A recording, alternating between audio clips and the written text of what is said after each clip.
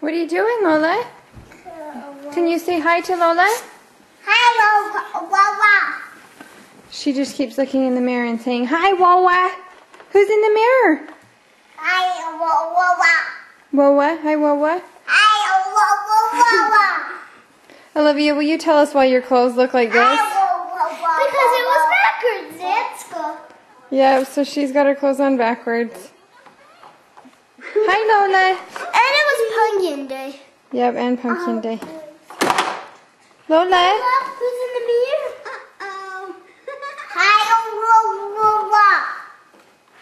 Who's on your shirt? Who's on your bib? Hi, Wawa. No, it's Elmo. Hi, Wawa.